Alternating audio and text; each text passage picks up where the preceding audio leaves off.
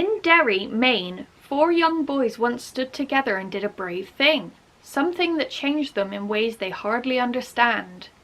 A quarter of a century later, the boys are men who have gone their separate ways, though they still get together once a year to go hunting in the north woods of Maine. But this time is different. This time a man comes stumbling into their camp, lost, disoriented and muttering about lights in the sky. Before long, these old friends will be plunged into the most remarkable events of their lives as they struggle with a terrible creature from another world. Their only chance of survival is locked in their shared past and in the Dreamcatcher.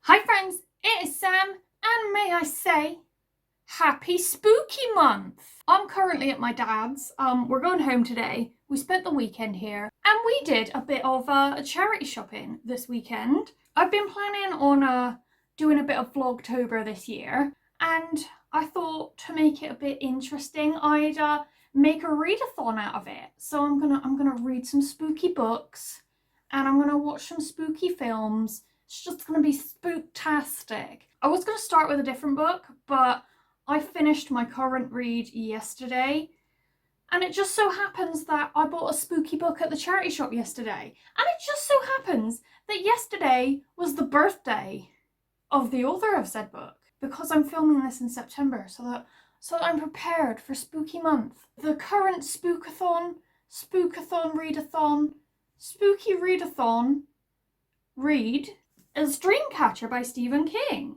This was 125 in Cancer Research UK, and I've read 20 pages of it already, and I must say I'm very excited about it. Even from the first part of the blurb on the back I got excited. It says, in Derry, Maine, 4 young boys once stood together and did a brave thing. Derry is where It is based, and It is my favourite book of all time. But then I read the first 20 pages last night and I got excited once again. One of the 4 boys, he's more of a man in this chapter, his name's Pete, and he's displaying shining characteristics, and that made me very excited. It's like, this is a crossover book. In the first 20 pages on the blurb, like, I'm getting shining, I'm getting It. I'm very excited. I'm not sure if this is actually going to be that scary. Some of King's books aren't horror per se. Like, I didn't find Dr. Sleep that scary. So, we'll see. It looks spooky from the cover. I have got to walk to Morrison's right now, so I can't get into reading yet. But once I get back from Morrison's, I'm gonna read some more of this.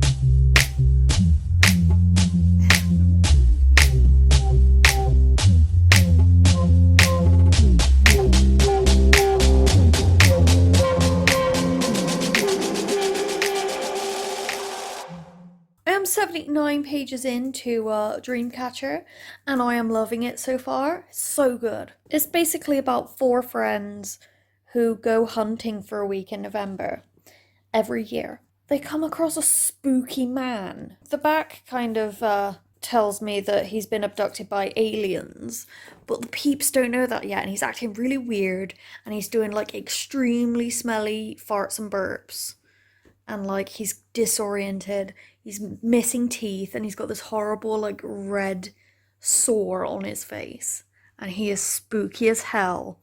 So to answer this morning's question, yes, it's a spooky read. Happy Spook Month. There's my progress. Not one for approving of the hunting. but I like the characters. They all seem to have like shining abilities, so hopefully we'll get an explanation for that. Also on the back it says that they stood together and did a brave thing as children, so I'm looking forward to finding out what that was. By the way, as well, I'm going to be updating you on the progress of the story, so naturally this video going to contain spoilers.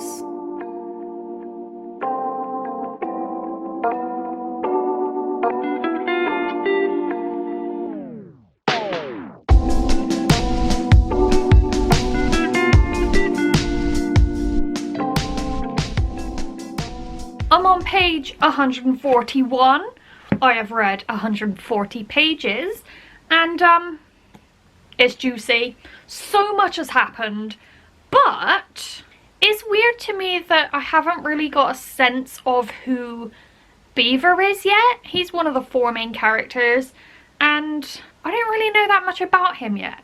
I know we've got this much of the book left to go, but I don't know, it just strikes me as odd. The 4 main characters used to have another friend called Douglas, and I assumed he was dead when I first started the book, but now I think he might not be. So in the last 60 or so pages, the strange, creepy man has bled a lot out of his bottom. He's making even worse, painful, noisy farts, and he's locked himself in the bathroom, and he's left trails of blood everywhere. The last I was with this character and the people he's with, they just broke into the bathroom and saw what had become of him, and I haven't caught back up with them yet, so that's gonna be interesting. One of the 4 friends has been left in the woods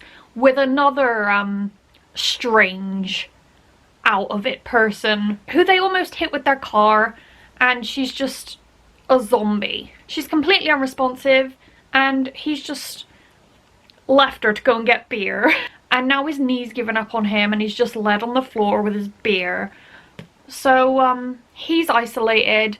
This poor vacant woman is just sitting in a shack, and all the animals in the forest they're in are just like vacating the area. There's been a bear, a moose, all the deer, all the squirrels and the rabbits, they're all just like walking away from the lights in the sky because we've got our first glimpse of the UFOs. It's just so good, so gripping, so well written. I did find a little typo, and I wouldn't have expected it of King. He wrote bathroom instead of bedroom in one of his sentences, and it confused the sentence, but I forgive him. It's so enjoyable, so spooky. I love it very much. I have got to go to work now, and it's dawned on me that I've got quite a lot to do this week. I've got to like make a cushion and make more face masks and get groceries, and like I want to just sit and read this book. Oh, I've got to film a video as well. But you better believe that in between all that, I will be devouring this masterpiece.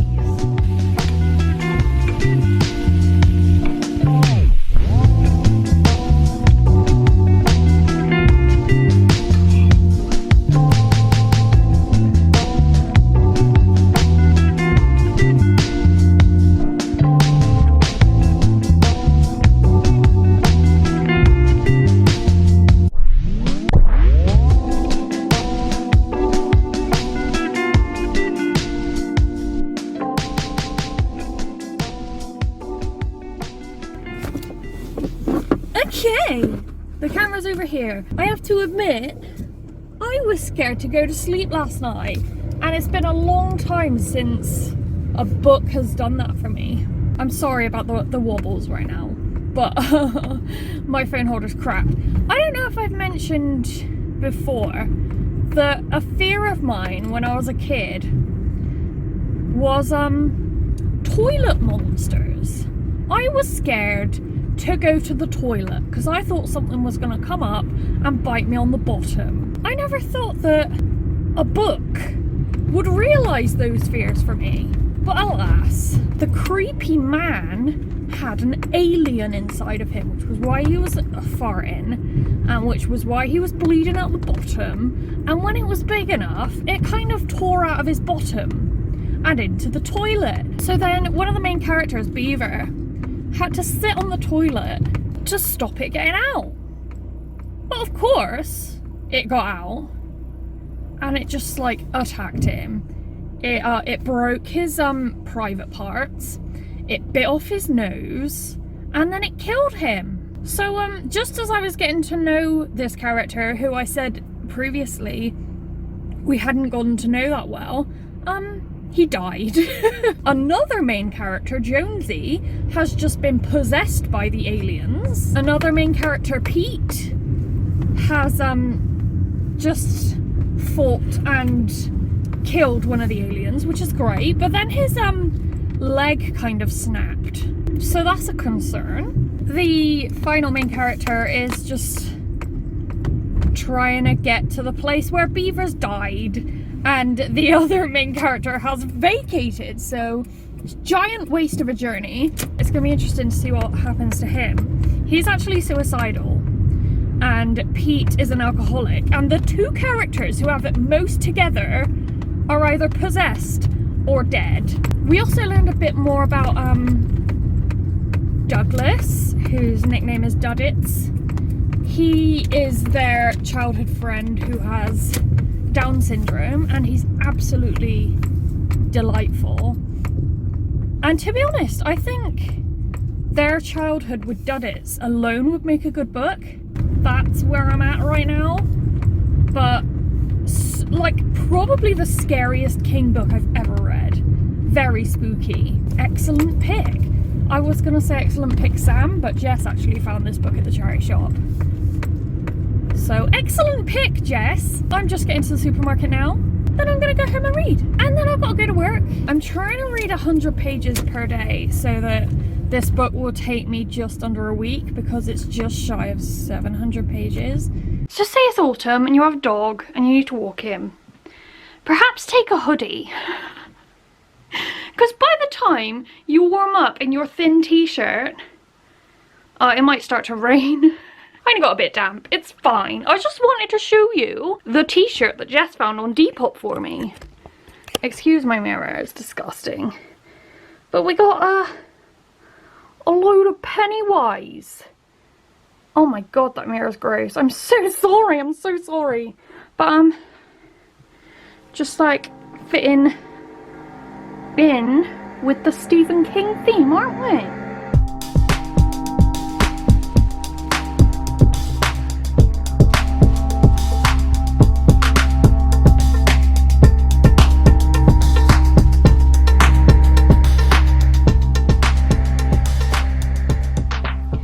I have read 330 pages of this book. I am very close to halfway through, and it's so good.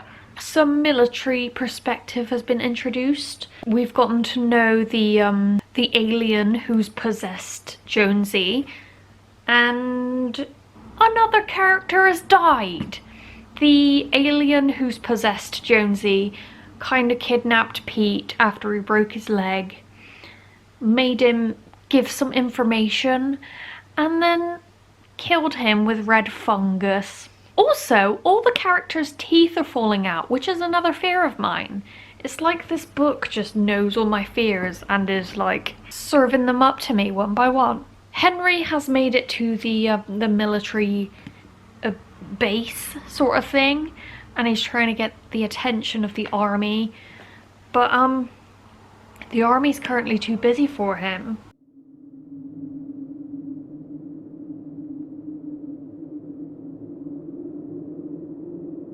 It is morning time, just about. We've got half an hour of the morning left. I've been sewing this morning, and I've read a good chunk of my book. It turns out that the general guy in the military is a D-bag, a sleazed ball, you know? The military guy in Dreamcatcher is planning on killing everyone and leaving only 12 of his men alive. And he just shot someone in the middle of the foot. So like the front part of their foot is dangling off. It was grim. As you can tell, I've got a Luke going because I just filmed a video. I gotta edit that today. And of course I'll get more King Red.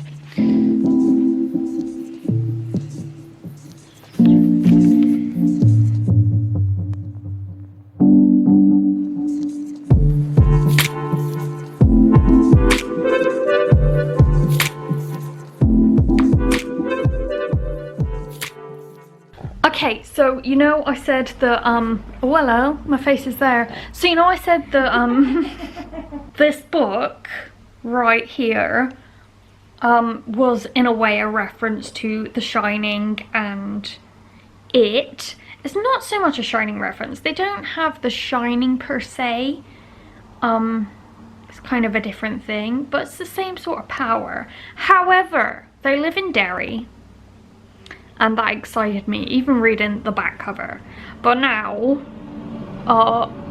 behold, an actual reference to it. I know this is set after Pennywise is actually killed, but how cool would it be if like Pennywise did live and he fought against Mr. Grey, aka the alien that has possessed Jonesy, and like it was just a big Godzilla type showdown. I think I might like pee my pants. Like it's not gonna happen, but if it did I would pee my pants. Did other gory things happen? Yes, more gory things have happened. Jonesy's possessor poked a pen through someone's eyeball and killed them. It's delightful. Henry has teamed up with one soldier boy to save the day, so things are progressing. Also, we found out that as children the gang had a dream, and in the dream their bullies died, and they actually died in real life, so they sort of like psychically killed their bullies, which is kind of trippy and confusing. And there's a lot of dreams inside dreams, which is also trippy and confusing. We are like 260 pages from the end. Behold, a sister. I don't know whether this is optimistic or realistic or what, but I reckon I'll be done by Sunday. It's Friday now. Look at that boy.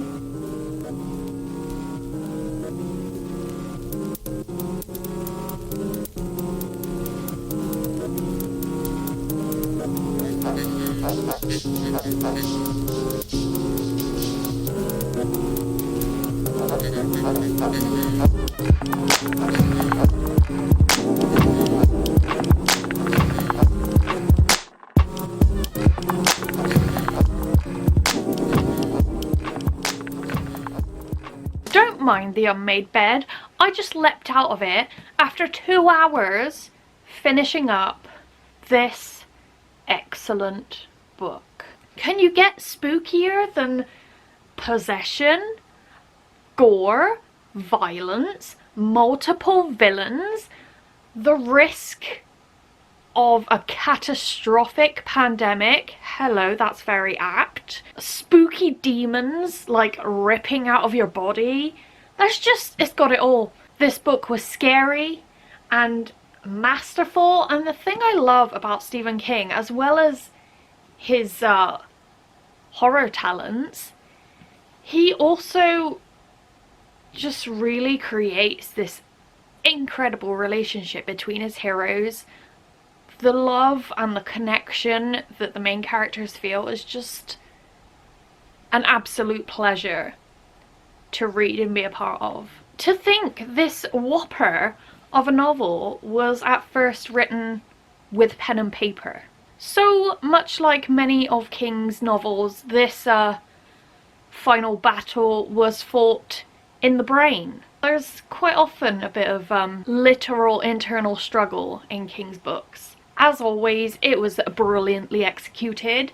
There was also some physical confrontation. It had it all. I'm a bit sad that Owen died. I really liked Owen, And I thought he was going to be a new addition to the friendship since Pete and Beaver died. And in the end, Duddits also died, which was devastating. He was an absolute angel. Definitely a good Halloween read. Definitely, definitely. I'm going to be rating this 5 stars on Goodreads. So having finished Dreamcatcher by Stephen King, I have a much shorter novel for the next Spooky Readathon installment, and that is The Hunted by Gabriel Bergmoser? I'm sorry. So if you're interested in reading along, if you enjoyed this video, grab a copy of this. I got mine in Asda, and subscribe for the next Spooky Readathon. I hope you have a lovely day, and I will see you next time with another video. Bye!